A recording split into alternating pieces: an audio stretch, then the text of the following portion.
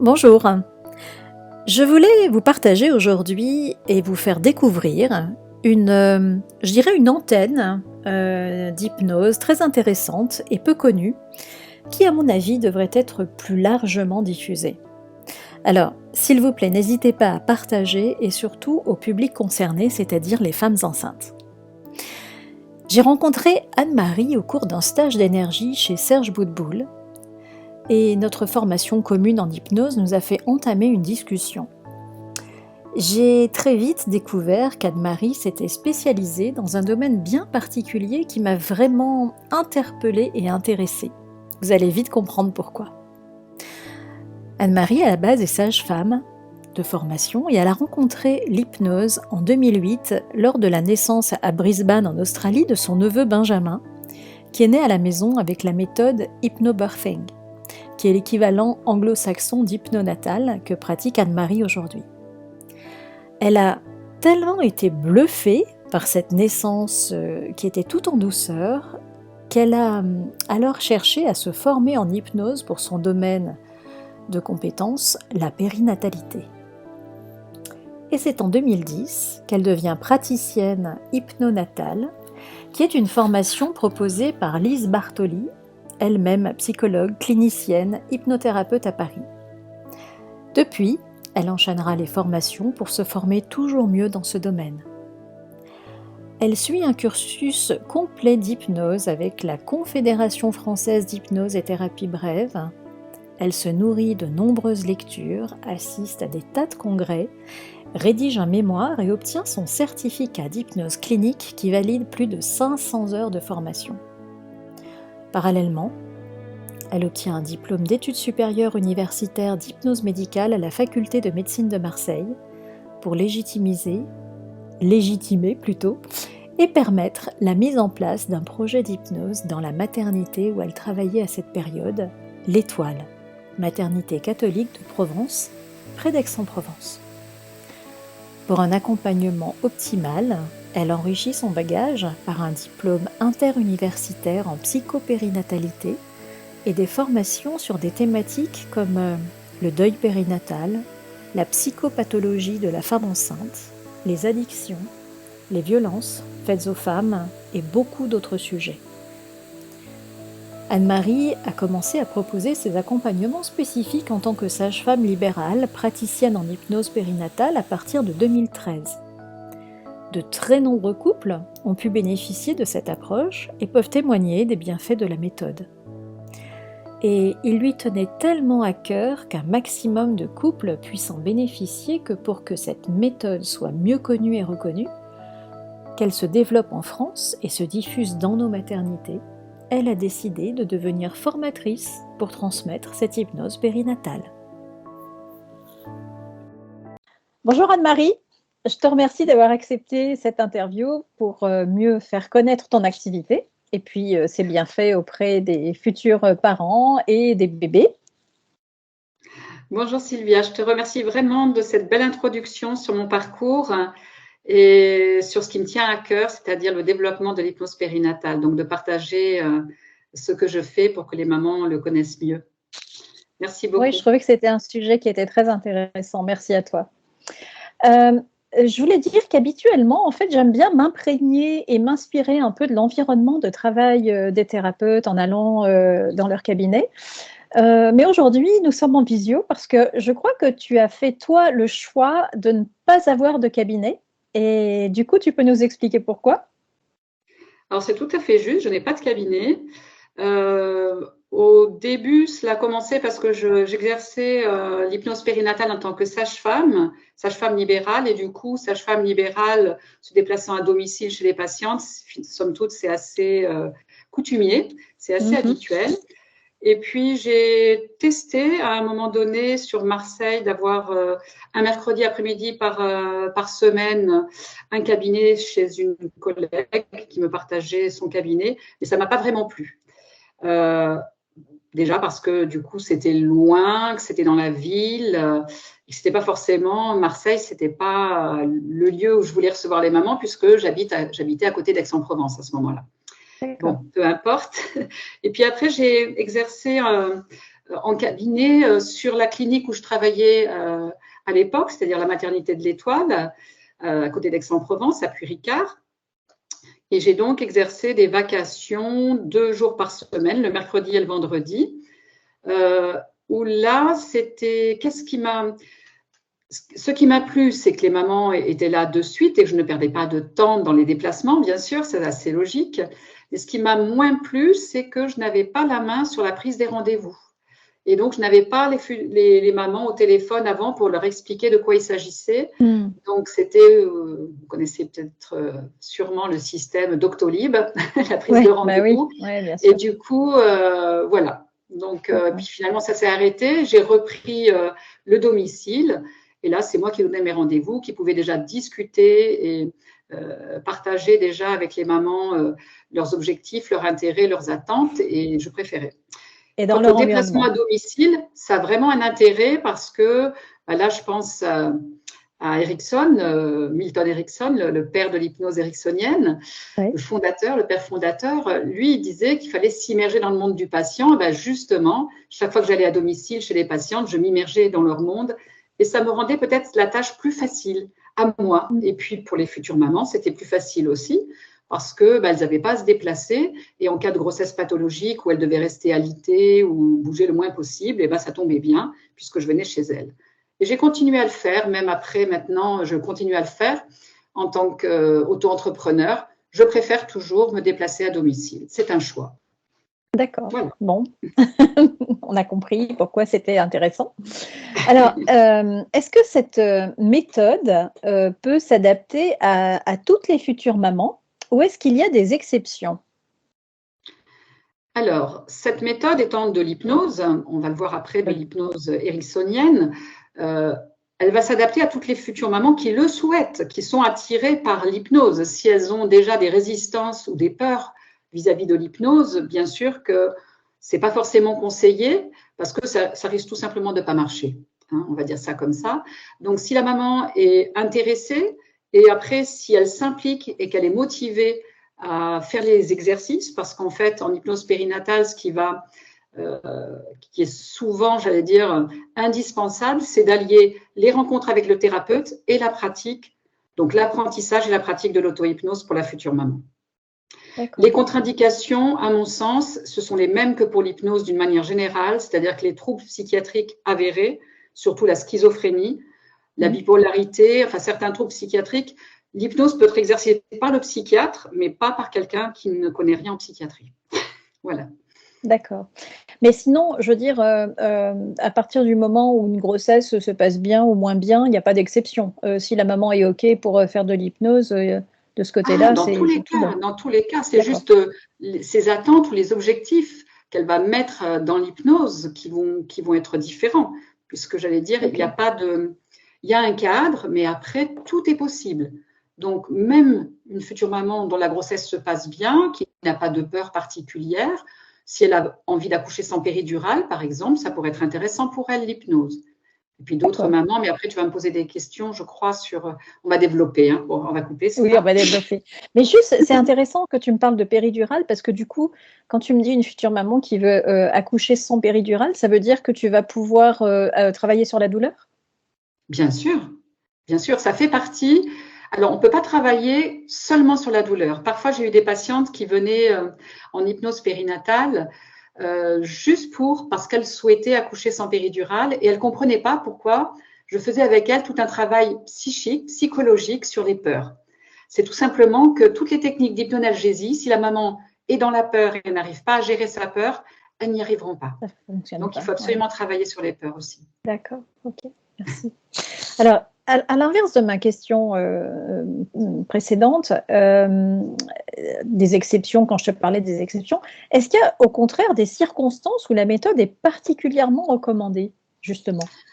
Eh bien, je dirais justement, quand une maman veut se passer de la péridurale, ça c'est le premier grand point. Et après, toutes les mamans qui ont des antécédents lourds, antécédents d'accouchement traumatique, une mauvaise expérience à l'accouchement précédent, quel qu'il soit, hein, sur tous les sujets. Lorsqu'il y a des antécédents de fausse couche ou de perte d'enfants comme une mort fœtale in utero, tous ces antécédents-là qui sont un peu, pas seulement qu'un peu d'ailleurs, qui sont traumatisants pour une femme, oui, c'est intéressant l'hypnose, l'hypnose périnatale. Et après, l'autre grand volet, c'est pas forcément connu, mais là, j'en profite pour le dire, c'est les troubles anxieux, l'anxiété majeure au 7e mois de grossesse, qui dénote en fait inconsciemment des peurs extrêmes cachées par rapport à l'accouchement. Oui, si au 7e mois, la maman tout d'un coup se met à avoir des insomnies et être hyper anxieuse, oui, ça va être intéressant pour elle d'aller vers l'hypnose périnatale. D'accord. Ok. Une autre indication majeure, ce sont les antécédents de dépression. Antécédents de dépression, antécédents de burn-out, antécédents de dépression postnatale. Oui. Et je dirais même antécédents de dépression postnatale dans la lignée, c'est-à-dire dans le transgénérationnel. D'accord. Je viens de l'apprendre, hein, c'est tout nouveau. Donc oui. Maintenant, oui, c'est intéressant de travailler en hypnose, d'être accompagné en hypnose tout au long de la grossesse, en fait en prévention d'une dépression postnatale. D'accord. Voilà. Donc c'est encore. Après, il y en a d'autres, mais ce n'est pas particulièrement recommandé. Mais je peux citer d'autres exemples où c'est intéressant d'être vraiment viennent à l'hypnose périnatale. Ça va être le vaginisme, ça va être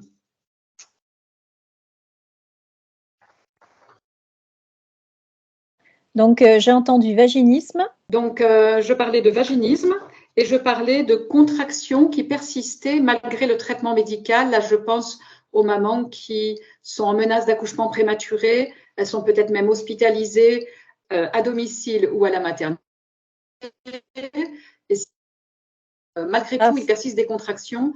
Ça peut être à cause de tension, de peur, une réaction, j'allais dire, comme un trouble psychosomatique, c'est-à-dire que le corps, l'utérus va exprimer les tensions et va continuer à se contracter malgré tout. Et donc l'hypnose, là, peut avoir un intérêt, vraiment un intérêt. Ok, merci beaucoup. Voilà, en gros, j'allais dire, la liste n'est pas exhaustive. Il y a vraiment, j'allais dire, beaucoup d'indications. Et puis surtout, alors, il y en a une qui n'en est pas une, mais en tout cas, j'ai des mamans qui sont venues, parce que comme j'étais sage-femme, en préparation à la naissance, on va dire alternative. Elles avaient déjà testé le yoga, elles avaient déjà testé l'autonomie, elles avaient déjà testé la piscine, et là, elles voulaient tester autre chose. Alors, bon, j'appelle ça du tourisme, du tourisme hypnotique, mais en fait, des fois, ça leur a vraiment bien servi. Donc, quelque part, c'est aussi intéressant le tourisme hypnotique parce que, ma foi, elles apprennent des choses sur elles-mêmes et sur leurs possibilités. Donc, c'est intéressant aussi. Est-ce que ce sont celles qui viennent en tourisme comme ça? Est-ce que ce sont des femmes qui sont déjà mamans peut-être, qui ont déjà eu des bébés et qui veulent essayer autre chose? Oui, hein, c'est pas une première fois. Tout à fait. Non, pour un premier bébé, généralement, il y a une motivation derrière. Il y a une motivation. Ouais. Soit elles ont été envoyées par le médecin qui les suit ou la sage-femme qui les suit, ou alors au cours de l'entretien prénatal, lors de la grossesse, elles rencontrent une sage-femme pour un entretien et elles parlent un peu de leur situation et la sage-femme va leur dire « ça serait pas mal que vous fassiez de l'hypnose pendant la grossesse ». Voilà. En général, on repère. Il y a des critères qui permettent de dire… Il y a aussi l'arrêt du tabac, bien sûr, j'ai oublié. L'arrêt du tabac pendant la grossesse. Bien sûr que l'hypnose peut aussi accompagner l'arrêt du tabac, mais on ne va pas dire que ce n'est pas spécifiquement de l'hypnose périnatale dans ce cadre-là. Non. C'est de l'hypnose avec du tabac. Voilà. Bien sûr. Et alors, justement, cette hypnose périnatale, tu nous as dit qu'en fait, c'était de l'hypnose ericksonienne, hein, bien sûr, à la base, qui est l'hypnose la plus connue, mais le grand public a toujours l'impression qu'il y a 36 sortes d'hypnose, parce qu'on entend des noms d'hypnose, l'hypnose humaniste, l'hypnose ericksonienne, l'hypnose transpersonnelle, etc. On est bien d'accord que l'hypnose, c'est de l'hypnose, à la base. Voilà. En fait, elle s'appelle périnatale tout simplement parce qu'elle est pratiquée dans le cadre de la périnatalité. La périnatalité, c'est cette période qui s'étend de la 22e semaine d'aménorrhée pour le fœtus jusqu'au 7e jour de l'enfant.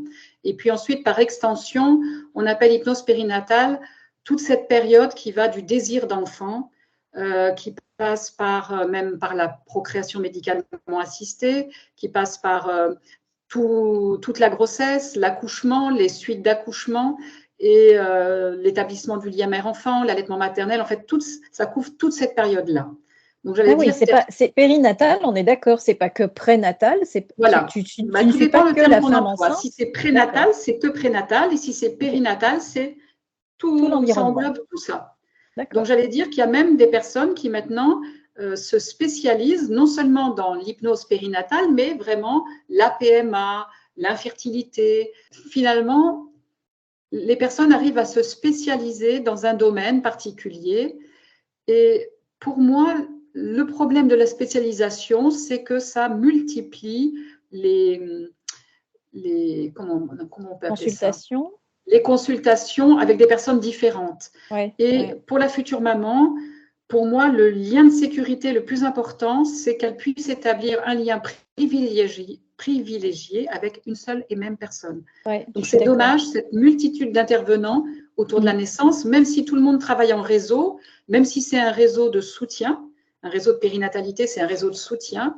Malheureusement, cette multiplicité d'intervenants fait que ça peut engendrer de l'insécurité chez la future maman. D'accord. Alors, du coup, tu nous en as parlé, bien sûr, déjà, mais d'une manière un petit peu plus précise, quels sont les réels bienfaits alors là, du coup, je vais parler de la femme enceinte. Par exemple, une maman avec un premier bébé qui ne sait pas comment ça se passe, l'accouchement, etc.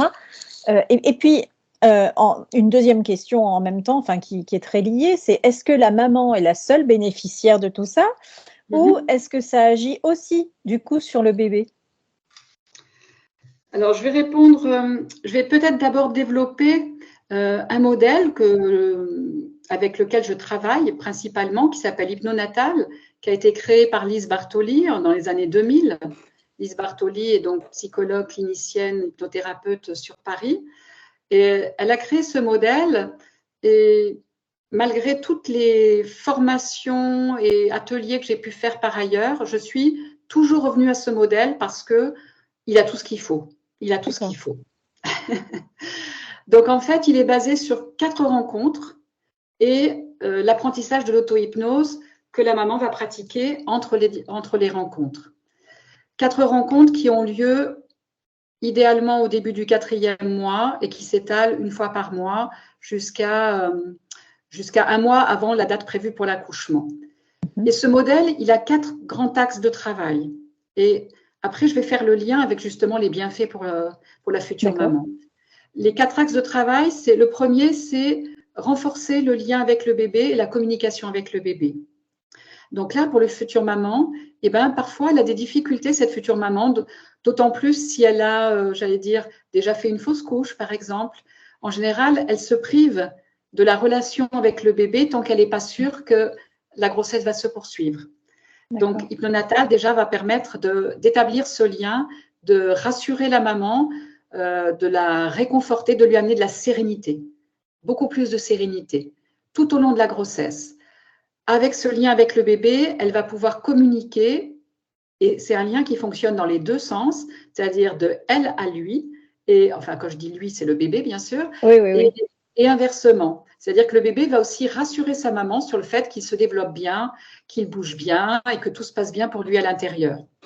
Donc, cet échange, cette communication est vraiment primordiale. Donc, c'est le premier axe de travail. En général, on le fait à la séance 1.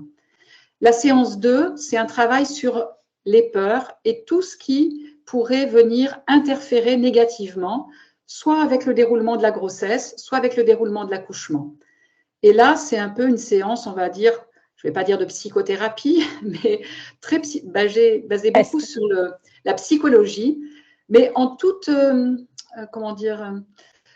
avec beaucoup de respect, c'est-à-dire qu'on ne va pas toucher à ce qui fait mal. On va juste, comme on le fait d'habitude en hypnose d'ailleurs, puisque c'est un travail particulier, en hypnose, on utilise la métaphore, la symbolique. On ne va pas chercher le problème, mais plutôt les solutions au problème. Donc, du coup, on va offrir à la future maman des processus pour se libérer, évacuer, mettre de côté. Là, je parle métaphoriquement. Donc, il y a des tas de process comme ça qui permettent de lâcher, aussi bien physiquement, aussi bien psychiquement que physiquement. Il y a aussi des process qui vont utiliser des métaphores universelles pour se débarrasser de tous les petits ennuis que la future maman peut sentir lors de sa grossesse. Ça passe par les nausées, les douleurs ligamentaires, les remontées acides, les crampes. Qu'est-ce qu'il pourrait y avoir d'autre encore? Bon, j'aime pas dire la bobologie parce que ça sous-estime le fait que ces futures mamans sont vraiment mal dans leur corps parfois. Et du coup, les accompagnants tels que les sages-femmes ou les médecins qui accompagnent du point de vue médical ne proposent pas tellement de solutions. Puisqu'ils banalisent et ils disent que c'est habituel et que ça va passer, alors qu'en hypnose, justement, on a des solutions. Et donc, du coup, quel est l'intérêt et le bénéfice pour les futures mamans? C'est justement d'avoir une participation active au processus, j'allais dire, pas forcément de guérison, mais de se sentir mieux dans leur corps, de se sentir plus légère, moins contrainte, avoir moins de remontées acides. C'est un état qui va être amélioré. Dans tous les cas, on va améliorer avec l'hypnose. On ne va pas forcément tout enlever, mais améliorer. Oui. Donc ça, mais soulager en tout cas, oui, d'accord. Ouais. Donc là, c'est le deuxième axe de travail dans le modèle hypnonatal, travailler sur mettre de côté les peurs et se libérer de tout ce qui est négatif, tant psychique que physique.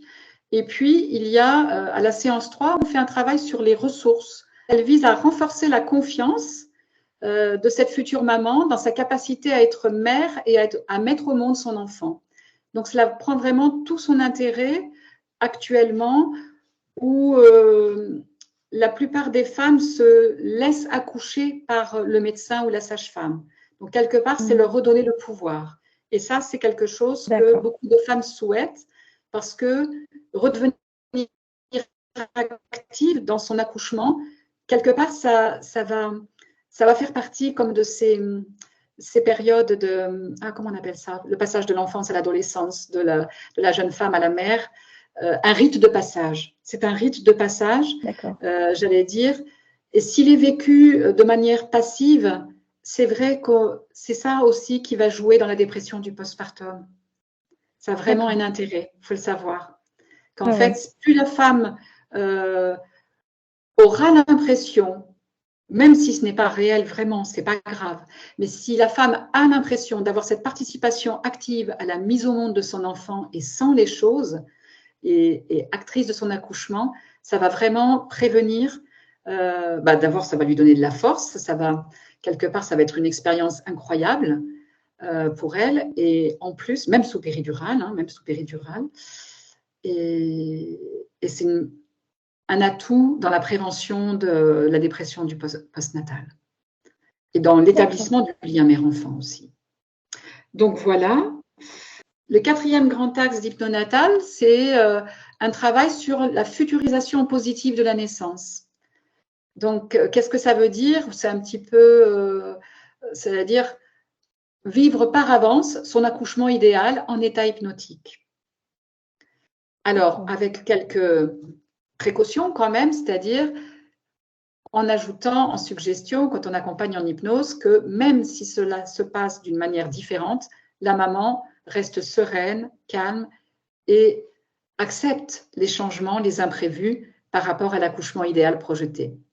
Et bien, cette futurisation positive aussi, qui va être en auto-hypnose revécue tous les jours pendant 1 mois, va faire en fait un travail de fond. Toujours pareil, moi je vois derrière la prévention de la dépression du postpartum, parce que même si après elle accouche différemment, elle aura déjà eu ce magnifique accouchement de tous les jours pendant 30 jours, et déjà ça sera vraiment bon pour son psychisme. Donc en fait, entre chaque rendez-vous avec toi, elle a entre guillemets des devoirs à faire à la maison en auto-hypnose. Exactement. Soit il y a une possibilité d'enregistrer la séance du jour et elle se la repasse. Soit, dans le modèle hypnonatal, Lise Bartoli a prévu des supports audio pour pratiquer l'auto-hypnose. L'auto-hypnose, ce n'est pas seulement les supports audio, parce que ça peut se faire aussi autrement, avec d'autres apprentissages. Mais l'audio, finalement, c'est pas mal, parce que ça reste, c'est facile. C'est facile de se mettre dans un coin tranquille et d'écouter. Même si après, je leur demande à ces futures mamans, en tout cas le dernier mois, dans la dernière ligne droite, de s'entraîner dans des conditions moins favorables, parce que le jour J, forcément, ça sera moins favorable. S'entraîner même lorsqu'il y a du monde, s'entraîner pas forcément en position assise, s'entraîner voilà, dans différentes positions, circonstances. différentes situations. Ouais. Ouais. Pour répéter un peu le jour J, où il y aura quand même, j'allais dire, des interférences et du parasitage. Rester dans sa bulle hypnotique le jour J, c'est compliqué. Le soutien du conjoint est tout à fait indiqué. Donc là, je ne sais pas si tu as des questions sur le rôle du conjoint, justement. Oui, alors justement, c'était ma question suivante. C'est dans tout ça, le conjoint, le papa, enfin je ne sais pas comment on peut l'appeler aujourd'hui, parce que c'est peut-être pas forcément un papa, mais voilà. est-ce qu'il peut participer? Le bon terme, c'est coparent. Le coparent. Bon, j'arrive pas à le dire encore. Voilà, très le bien. coparent. Ouais, coparent, d'accord. Oui, donc le coparent est important aussi dans le processus. Oui, dans le modèle hypnonatal, le futur papa, le coparent, est bienvenu à toutes les séances. En particulier à la première séance où il va pouvoir participer comme sa compagne aux explications concernant l'hypnose. Il va pouvoir parler avec elle de leur projet de naissance et il va même pouvoir expérimenter l'état hypnotique pour savoir de quoi il s'agit. S'il le souhaite, en tout cas, c'est tout à fait envisageable. Et même faire le lien avec son bébé. Donc oui, à la première séance, il est vraiment bienvenu, le papa. À la deuxième, sur le travail sur les peurs et les blocages, je mettrai un bémol, c'est-à-dire que ça dépend vraiment de la relation dans le couple. Est-ce que la maman, en présence de son conjoint, osera se livrer complètement et osera faire les exercices? Donc, s'il y a vraiment une bonne relation qui est fusionnelle, ils se connaissent bien, ils connaissent tout de leur histoire personnelle l'un et l'autre, oui, il peut aussi faire la séance 2 avec elle. La séance 3, c'est une séance ressources, ben, c'est bien pour les deux. Hein. Et la séance 4, c'est sur l'accouchement. Donc là, évidemment, c'est tout à fait intéressant qu'il soit là pour entendre, parce que là, je vais préciser la séance sur l'accouchement, ben, comment prendre la contraction en hypnose et le rôle, s'il veut bien l'accepter en tout cas, qu'est-ce qu'il peut faire pour aider sa compagne le jour J, cette compagne qui va utiliser l'auto-hypnose. Donc là, je vais lui donner des outils, bien sûr. Je vais lui donner… Donc, si j'ai bien compris, tu es là le jour de l'accouchement? Non, moi, je ne suis pas là. Non, je ne suis pas là. J'ai été là. Alors, bien sûr que j'aurais pu être là. Ça s'est passé pendant 2 ans où j'ai accompagné certaines femmes pendant la grossesse et j'ai eu l'autorisation d'aller aussi, puisque je travaillais à la clinique de l'Étoile, les patientes accouchaient à l'Étoile et je m'étais engagée, c'était une sorte de contrat moral avec ces femmes, que si j'étais libre, je viendrais. Donc, je l'ai fait pendant 2 ans. On va dire j'ai eu peut-être une dizaine d'expériences d'accompagnement global, on appelle ça. C'est-à-dire vraiment la préparation à la naissance avec l'hypnose et l'hypnose aussi en salle de naissance. C'est vraiment très, je ne sais pas comment dire, c'est même plus que valorisant. Je ne sais pas, il y a vraiment un lien particulier avec ces couples qui restent, qui perdurent. Là, ça fait 5 ans, j'ai encore reçu un message pour l'anniversaire de la petite Élise, qui est née il y a 5 ans, de cette manière. Et la maman m'envoie encore des photos de sa petite fille qui a 5 ans. Quoi. Il y a vraiment des liens très forts. Mais sinon, habituellement, non, je ne vais pas à l'accouchement. L'idée avec l'hypnonatal, c'est que les mamans soient autonomes. Ok, mais la 4e séance, tu l'as fait à combien de temps avant l'accouchement du coup? 1 mois. 1 mois avant la naissance. C'est 1 mois avant, d'accord. Okay. 1 mois avant. Oui, pour revenir sur la fréquence et sur quand faire les séances. Donc, j'ai dit idéalement, c'est débuter au 4e mois, dès que la maman sent son bébé bouger, par exemple, c'est possible. Alors, bien sûr, on peut débuter plus tôt s'il y a des raisons. Par exemple, si la maman a des nausées au 3e mois ou au 2e mois, bien sûr qu'elle peut venir à l'hypnose pour les nausées. Alors, on va s'en occuper. Mais on ne va pas forcément faire le lien avec le bébé tout de suite. Le lien avec le bébé, c'est quand elle le sent bouger. D'accord. Okay. Oui, ça sera plutôt pour son bien-être, elle. Ouais. Ça m'est arrivé de le faire un peu plus tôt et c'est même surprenant parce que des fois, elle le sent bouger au cours de la séance pour la première fois. C'est vraiment intéressant. Après, sinon, donc c'est quatrième, et après une fois par mois, quatrième mois, cinquième mois, sixième mois, septième mois. Qu'est-ce que je dis? Quatrième, cinquième, sixième, septième. On va dire plutôt cinquième, sixième, septième, huitième. Début du Huitième, ouais, un cinquième, mois. Le dernier, 4 c'est mois un mois avant révolus, l'accouchement. début du cinquième. Voilà, ça c'est D'accord. l'idéal. Après, eh ben, on essaie de mettre ces 4 séances dans le délai imparti à partir du moment où la femme nous appelle, la future maman nous Oui, appelle. oui, Des bien fois, sûr. Parce qu'elle ne sait pas forcément quand elle doit commencer. D'où mais l'intérêt l'idéal, des c'est de commencer informations tôt. aujourd'hui en vidéo. Eh ouais. L'idéal, c'est de commencer le plus tôt possible parce que, en fait, j'allais dire, la méthode va d'autant mieux marcher que la maman va d'autant plus longtemps s'impliquer et pratiquer les exercices. Parce qu'elle va finalement, avec le temps, arriver à créer une sorte d'automatisme pour entrer très, très rapidement en hypnose, quelles que soient les circonstances autour d'elle. Arriver à se mettre dans cette bulle hypnotique qui est vraiment très intéressante. L'état hypnotique est intéressant physiologiquement, puisque c'est un état qui se rapproche à celui que l'on vit lorsque l'on dort, c'est-à-dire que c'est le système parasympathique qui est activé, c'est-à-dire que tout est calme. Le rythme cardiaque, la respiration, la tension artérielle, la circulation se fait au mieux. Donc physiologiquement, ça a vraiment un intérêt. Et là, je pense à l'accouchement. Au moment de l'accouchement, ce sera la meilleure sécrétion d'ocytocine possible. Donc ça, c'est intéressant. L'ocytocine, c'est l'hormone de l'accouchement, c'est l'hormone des contractions utérines.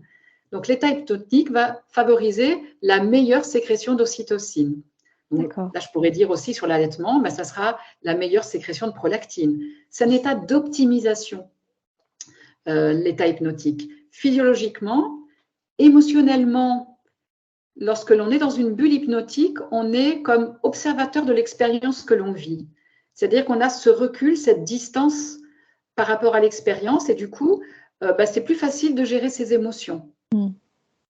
Donc, pour les futures mamans, que ce soit pendant la grossesse ou pendant l'accouchement, et même après, la gestion des émotions, elles vont souvent y avoir droit, parce que surtout l'accouchement, on appelle ça un débordement émotionnel.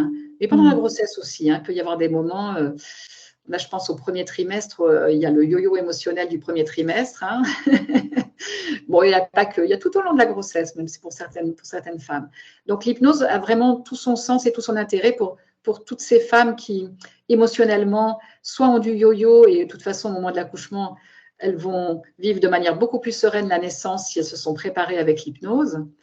Et puis, psychiquement aussi, l'hypnose est intéressante. Donc là, on parle plus en termes de psychologie, puisque l'état hypnotique permet d'aller chercher toutes les ressources inconscientes et de les activer.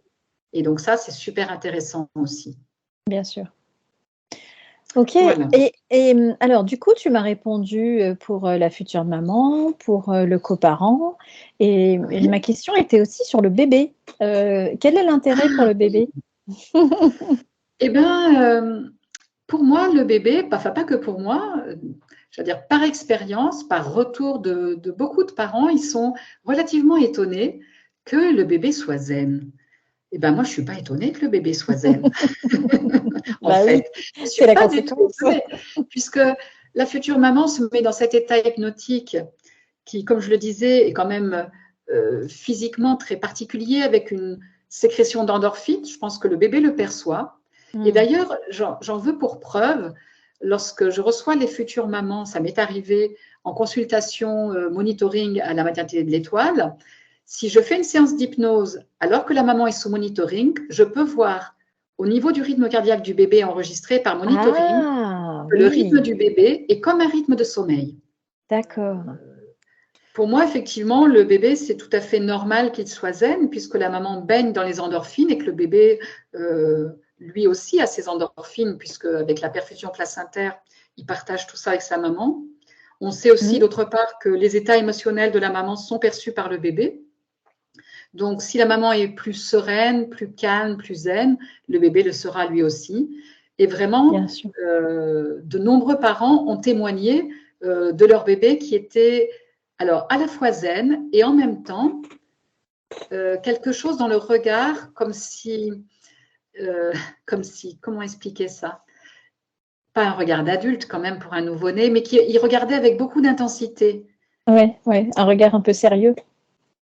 Ouais, pas forcément sérieux, mais déjà qui capte beaucoup, comme s'il connaissait l'autre. Je ne sais pas comment dire les choses. Et souvent, j'ai effectivement vu ça parce que j'aimais beaucoup aller, quand je travaillais à la maternité et que je préparais les couples et les futures mamans, j'allais les voir après l'accouchement pour recueillir leurs témoignages. Et donc, j'allais voir leur bébé aussi. Ah bah Et oui, je bien remarquais sûr. souvent, et oui, oui, oui, que le bébé avait vraiment ce regard particulier, plus. Alors, pas forcément. Donc, il est plus zen, il est plus calme, ça c'est clair. Le dernier couple, la petite Anna, là, qui est née au mois d'août, je ne sais plus le jour, le 21 août ou avant, enfin bref. Donc, la petite Anna, ses parents ont dit, mais c'était leur 3e enfant. Heureusement qu'elle est zen, hein, parce qu'ils ont 2 garçons bien turbulents. Et la petite est arrivée, elle se dit, oh, on n'a jamais eu un bébé zen comme ça. Donc, ils étaient trop Ah contents. ouais, génial. Ah oui, oui. Ouais. Merci beaucoup. Non, je pense vraiment qu'il y a un impact aussi pour le bébé. Ouais, ouais. Mais il n'y a pas eu Alors, d'études scientifiques qui nous oui, confirment prouvé, ça. mais enfin bon, c'est C'est juste l'expérience aussi. par expérience et témoignages de D'accord. nombreux parents. Ouais, et puis c'est un peu logique en même temps. Si la maman est zen, il n'y a Ouais. pas de raison que le bébé soit excité. De tout ce que tu nous as dit, évidemment, ça donne très envie, enfin, j'imagine, à une future maman de tenter l'expérience. Mais est-ce que tu pourrais donner, je ne sais pas, avec, en quelques mots ou en quelques phrases, vraiment donner envie à une future maman de passer par l'hypnose prénatale? Moi, je suis convaincue. Moi, je suis convaincue que l'hypnose périnatale est un merveilleux outil pour accompagner les couples, surtout la future maman, à mieux vivre sa grossesse, à mieux vivre la naissance et surtout à accueillir son bébé dans les meilleures conditions. Pour moi, c'est aussi important la future maman que ce bébé qui arrive sur Terre dans l'amour et la joie de ses parents plutôt que dans Oui. d'autres conditions. Donc pour moi, c'est vraiment le plus important. Et les personnes qui peuvent témoigner de l'intérêt, qui pourraient dire que vraiment, parce que moi, quelque part, si je vous dis oui, oui, oui, c'est merveilleux, vous allez me dire, ben, vous avez des preuves. Les preuves, en fait, c'est tous ces témoignages que m'ont envoyés les parents, tous ces témoignages que j'ai recueillis. Alors, j'en ai beaucoup, hein, j'en ai des dizaines. Je voudrais. On mettra les témoignages justement à la fin de la vidéo pour les personnes qui veulent les lire, mais peut-être nous lire un petit extrait de, je ne sais pas, un qui est particulièrement intéressant ou un ou deux. Je vais lire celui de Coraline Oui. qui est relativement récent. Voilà. C'est une jeune maman qui attendait des jumeaux du côté de Draguignan, là pas très loin de là où j'habite. Et du coup, c'est la sage-femme qui lui avait dit, vu que cette future maman était très très anxieuse, d'autant plus qu'elle attendait des jumeaux, et que l'hypnose, ça serait bien pour elle, ça serait bon pour elle. Elle a joué le jeu. Elle a joué le jeu, d'autant plus qu'après chaque séance, elle se sentait de mieux en mieux. Alors, je n'ai pas su comment s'est passé l'accouchement. J'ai même dû téléphoner à ma collègue sage-femme pour savoir comment ça s'était passé, parce que je n'osais pas appeler la patiente directement en me disant si elle ne m'appelle pas, si elle ne me dit rien, peut-être qu'il s'est passé quelque chose. Et en fait, pas du tout. C'est un accouchement qui s'est passé par voie basse, qui s'est bien passé. Et j'ai reçu ce petit message par texto 2 mois après. Bonjour, j'ai souvent pensé à vous, mais je n'ai jamais écrit. Je me suis laissée un peu dépasser par les événements, mais je commence à sortir la tête de l'eau. Bon, c'est normal Avec deux avec le bébés, on bébé. comprend, ouais. Ouais. J'ai accouché fin novembre de 2 merveilleuses choupettes, Jeanne et Élise, et je tenais à vous remercier, mieux vaut tard que jamais, car vous avez rendu ma grossesse beaucoup plus douce. Tout s'est bien passé et vous y avez contribué, donc merci. Belle continuation dans votre beau métier. Ah, Coraline. c'est magnifique. Alors, Voilà. oui, on va voir les deux petites choupettes là à l'écran d'ailleurs, qui sont des jumelles et qui bizarrement ne se ressemblent pas du tout. Donc, ce sont de fausses Oui, jumelles, ça peut j'imagine. arriver. Oui. Ça s'appelle des faux jumeaux. Et oui, oui, bien sûr. Oui, alors effectivement, rien de tel que les retours des mamans, enfin des parents Oui. pour prouver, enfin Mm. pour donner envie, bien sûr. Alors donc, comme je l'ai dit tout à l'heure, je mettrai plus de témoignages que tu voudras bien m'envoyer à la fin de la vidéo. Comme ça, les personnes intéressées pourront en voir un petit peu plus. Après, si tu veux, je peux essayer là euh, le témoignage de la maman d'Elsa. Oui, Je vais, on va dire, synthétiser parce qu'il est oui, vraiment très. C'est une maman qui voulait accoucher sans péridurale. ouais, Le premier accouchement a été assez douloureux avant la péridurale et une fois la péridurale effectuée, je ne sentais plus rien et donc je n'avais aucune idée comment et quand pousser. Je n'ai de plus rien ressenti durant l'accouchement. Après cette mauvaise expérience, je sentais que je n'étais pas bien préparée et suite à un conseil de la maternité de l'Étoile, j'ai décidé de me préparer en auto-hypnose pour mon deuxième accouchement. Je pratiquais déjà la méditation et je trouve que l'auto-hypnose est très proche de ces techniques. Les séances d'Anne-Marie m'ont très bien préparée et aidé à me concentrer sur ma respiration, sur le positif, sur les moments de repos agréables entre les contractions et surtout de ne pas avoir peur ou de paniquer comme j'avais fait pendant mon premier accouchement. Pour la dernière séance, nous avions imaginé mon accouchement idéal qui se passait en toute sérénité dans la journée, avec suffisamment de temps pour prévenir mon conjoint. J'imaginais également un accouchement rapide afin qu'il n'y ait pas le temps de mettre une péridurale et que je pouvais donc accoucher complètement naturellement et vivre mon accouchement en pleine conscience. De plus, je souhaitais que mon fils puisse rencontrer sa sœur le jour même. Et le jour J, tout s'est déroulé encore mieux que je ne me l'étais imaginé. Donc, je vais passer les détails, mais ouais, tout ouais. s'est passé encore mieux que ce qu'elle avait imaginé. Elle est C'est arrivée à la fabuleux. maternité, sa fille est née 20 minutes après, alors après 2 heures de contraction. Ouais, Elle a eu le temps d'appeler son conjoint. Le travail était très intense, j'ai senti une force primale que je ne connaissais pas, mais je n'ai pas eu mal. C'était une expérience incroyable et très chouette que je souhaite à toutes les femmes de vivre. Je tenais donc à remercier vivement Anne-Marie pour ses précieux conseils et à vous donner, vous aussi, l'envie de tester l'auto-hypnose. bon, bah Voilà, écoute, c'est un beau je crois que tu as bien témoignage. répondu à la question. J'ai envie. Là, avec ces deux témoignages, à mon avis, Ouais. c'est chose faite, hein. Ouais. Mm. Ah, super, mais c'est vraiment très intéressant, je trouve. Enfin, si j'avais eu, si j'avais eu ça à l'époque où j'ai eu mon fils, je pense que j'aurais été vraiment très intéressée. Alors, Ouais. la question suivante, bah écoute, ah non, je voulais te demander un truc avant. Du coup, est-ce que tu fais toutes tes séances en présentiel, ce qui limite à ta région, ou est-ce que si une femme enceinte est à l'autre bout de la France, elle peut te contacter, tu peux le faire aussi à distance? Oui, je peux le faire à distance. Depuis la pandémie, j'ai commencé à faire, j'y croyais pas au début, hein, j'y suis allée avec réticence en visio.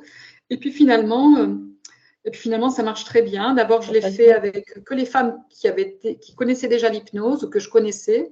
Et puis Oui, finalement, maintenant, je le fais et ça se passe très bien, même avec une personne qui fait de l'hypnose pour la première fois. ouais. Vraiment, ça marche très bien en visio Oui, c'est aussi. aussi Je te efficace qu'en propose la visio. présentiel de toute façon. Et là, D'accord. en fait, c'est des mamans qui avaient changé de région. Je pense une qui était en région parisienne, qui a fait appel à moi pour son deuxième. Et du coup, on a fait en visio. Hmm. Et une autre qui a accouché en Italie, pareil, on a fait en visio. Ah oui, oui, Ah ouais, donc du coup, oui, maintenant la visio, c'est bon. c'est bon. Ah bon, bah, très, très bien. Et alors, du coup, comment est-ce qu'elles peuvent prendre rendez-vous avec toi?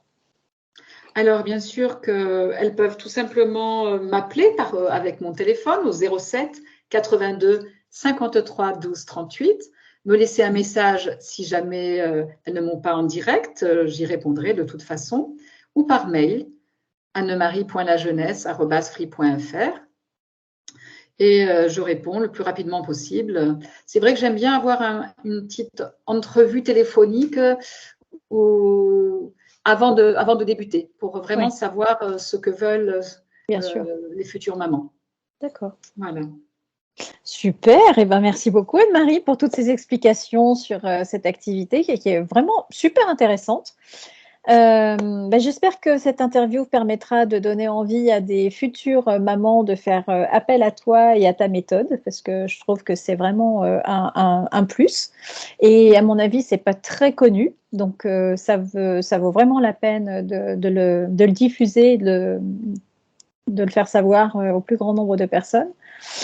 Est-ce que tu aimerais, toi, de ton côté, ajouter des détails importants que tu aimerais faire connaître en complément de de tout ce que tu as déjà dit, ou peut-être des questions que je t'ai pas posées, mais qui te paraissent Alors, importantes? juste peut-être revenir sur le sujet des auto-entraînements, l'apprentissage de l'auto-hypnose. Oui, À un moment, j'ai peut-être pas suffisamment développé et j'aimerais donner quelques précisions là-dessus.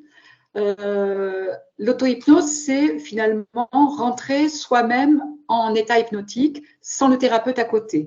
Donc, c'est-à-dire qu'il faut de toute façon, il faut avoir déjà vécu au moins une séance d'hypnose guidée avec un thérapeute pour pouvoir pratiquer l'auto-hypnose. L'auto-hypnose, elle se pratique soit avec un support audio, soit avec d'autres techniques d'apprentissage. L'idée, en fait, c'est de rentrer dans cet état hypnotique, d'apprendre à le reconnaître et d'apprendre à y aller. Chacun a son propre chemin pour entrer en hypnose, c'est le découvrir et puis finalement le répéter. En fait, cette pratique de l'auto-hypnose régulière va entretenir tout ce qui a été dit pendant les séances. Tout le travail thérapeutique, entre guillemets, qui est fait au cours des séances, il est entretenu grâce à l'auto-hypnose. Donc ça, c'est le premier point pour que la grossesse se passe d'une manière plus sereine, plus cool, plus tranquille, voilà, pour entretenir cet état-là.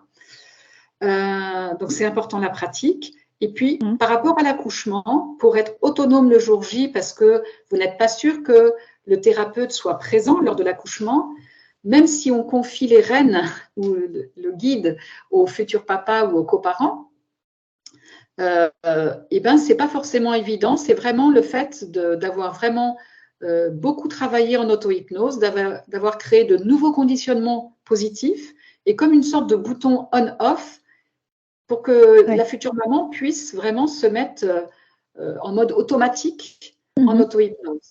Il ne faut pas croire D'accord. que on se fait une idée de l'hypnose comme si c'était de l'hypnose profonde. Il ne s'agit pas d'hypnose profonde lorsqu'on est en accouchement.